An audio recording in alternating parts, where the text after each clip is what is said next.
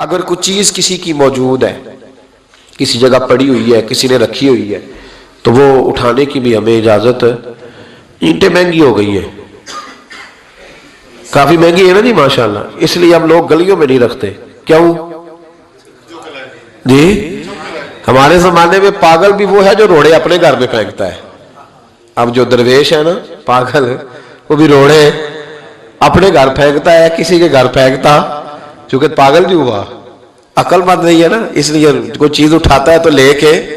اب گلی میں لوگ، یار عجیب بات ہے نا، یہ تکلیف والی بات ہے نا کہ اینٹ ایک 10-12 روپے کی ہوگی، کیا ہے وہ بھی اب لوگ گلی میں رکھنے کو تیار نہیں ہوتے۔ باقاعدہ ایک صاحب نے مجھ سے کہا کہ اگر ادارے میں ہمیں آپ اجازت دے دیں تو چلو گیٹ شیٹ بند ہوتا ہے۔ یار اینٹوں کے لیے، اینٹوں کے لیے میرے رسول کریم علیہ السلام نے فرمایا تیرے لیے جائز نہیں اپنے مسلمان بھائی کی چیز استعمال کرنا جب تک کہ وہ اس بات پہ راضی نہ ہو۔ اگر وہ راضی ہے پھر تیرے لیے جائز ہے۔ اور ہم راضی بھی بڑے مشکل طریقے سے کرتے ہیں، ہمارا سٹائل بڑا اور ہے۔ جب کسی نے اینٹیں پھینکوا لی تو آپ آ گئے کہ 15 اینٹیں چاہیے، کیا کرے گا وہ؟ ہاں کہ نہ؟ نہیں صحیح دسیا جی، کیا کرے گا؟ انہیں آکھنا پھر ان دیڑی ہی پیڑیاں نے۔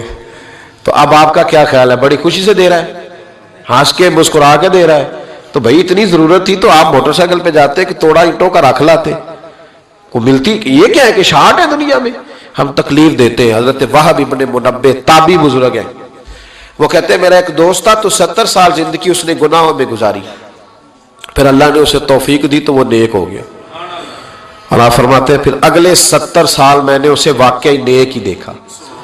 اس نے وقت پہ نماز پڑھی، وقت پہ روزہ رکھا، اس نے وقت پر عبادت کی۔ پچھلے 70 سال کے گناہ بھی اس کے بڑے خوفناک تھے، اس میں ایسے ایسے بڑے پاپ تھے کہ اللہ الامان والحفیظ، اللہ بچائے۔ لیکن پھر جو اگلے 70 سال تھے وہ سونے بھی بڑے تھے، صاحب بھی بڑے تھے۔ پھر میں نے اسے فجر کی اذانیں دیتے بھی دیکھا۔ فرماتے 70 سال اس کے وہ، 70 سال اس کے یہ، اتنی لمبی اللہ نے اس کو عمر دی۔ آپ فرماتے ہیں جب اس کا انتقال ہوا تو میرے دل میں روز خیال آتا تو میں روز دعا کرتا کہ یا اللہ مجھے پتہ چلے کہ تو نے اس کے پچھلے 70 سال والے معاف کر دیے، مجھے کبھی پتہ چل جائے تو میرا دل ٹھنڈا ہو جائے، کیونکہ وہ گناہ بھی اتنے خوفناک تھے کہ وہ بڑے سخت تھے، بیان نہیں کیا جا سکتا۔ آپ فرماتے ہیں اللہ نے میری دعا قبول کی اور وہ مجھے خواب میں مل گیا۔ میں نے پوچھا بتا کیا بنا؟ تو کہنے لگا ساری معافی مل گئی، ایک نہیں ملی۔ وہ کیا؟ کہنے لگے میرے پڑوسی کی چھڑی اس کے دروازے کے آگے پڑی تھی، تو میں ایک رات نکل رہا تھا اپنے گھر سے تو وہ چھڑی میں نے اٹھا لی کہ رستے میں کوئی جانور ستائے نہ۔ فرماتے بغیر اس کی اجازت کے اس کے دروازے پہ پڑی ہوئی چھڑی میں نے اٹھائی تھی۔ سارا رب کریم نے 70 سال کے گناہ معاف کر دیے، لیکن فرمایا یہ حقوق العباد کا معاملہ ہے۔